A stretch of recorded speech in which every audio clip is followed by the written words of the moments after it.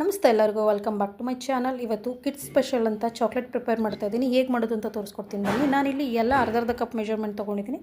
ಒಂದು ಅರ್ಧ ಕಪ್ಪಷ್ಟು ಕಡಲೆಬೀಜ ತೆಗೆದು ಅದನ್ನು ಡ್ರೈ ಮಾಡ್ಕೊತಾ ಇದ್ದೀನಿ.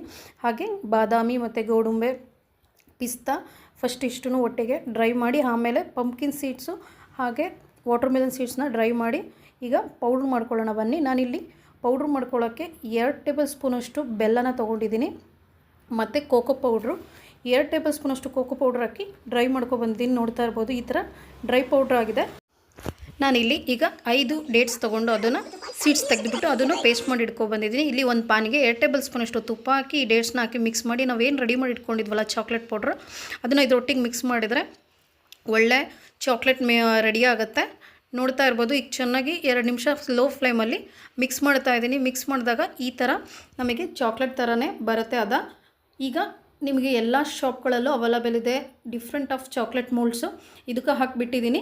ನಾನಿಲ್ಲಿ 1 ಡಾರ್ಕ್ ಚಾಕ್ಲೇಟ್ ತೊಗೊಂಡು ಇದನ್ನು ಮೆಲ್ಟ್ ಮಾಡ್ತಾ ಇದ್ದೀನಿ. ಇದು ತುಂಬ ಹೆಲ್ತಿ ಚಾಕ್ಲೇಟ್ ಅಂತಲೇ ಹೇಳ್ಬೋದು. ಮಕ್ಕಳು ಕೂಡ ತುಂಬ ಇಷ್ಟಪಟ್ಟು ತಿಂತಾರೆ, ದೊಡ್ಡವರು ಕೂಡ ಇಷ್ಟಪಟ್ಟು ತಿಂತಾರೆ. ಈಗ ಚಾಕ್ಲೇಟು ಮೆಲ್ಟ್ ಆಗಿದೆ, ನೋಡ್ತಾ ಇರ್ಬೋದು. ನಾವೀಗೇನು ಮೋಲ್ಡಿಗೆ ಹಾಕಿದ್ವಲ್ಲ ಅದು ಈ ರೀತಿ ರೆಡಿಯಾಗಿದೆ ನೋಡ್ಬೋದು. ಇದನ್ನು ಇದರೊಟ್ಟಿಗೆ ಹಾಕಿ ಮಿಕ್ಸ್ ಮಾಡಿ 1 ಅವರ್ ರೆಫ್ರಿಜರಲ್ಲಿ ಇಟ್ಟರೆ ನಮಗೆ ಹೆಲ್ತಿ ಚಾಕ್ಲೇಟ್ ರೆಡಿ ಆಗುತ್ತೆ. ಮಕ್ಕಳ ಲಂಚ್ ಬಾಕ್ಸಿಗೆ ಈ ರೆಸಿಪಿನ ಟ್ರೈ ಮಾಡ್ಬೋದು. Keep supporting me. Thank you for watching.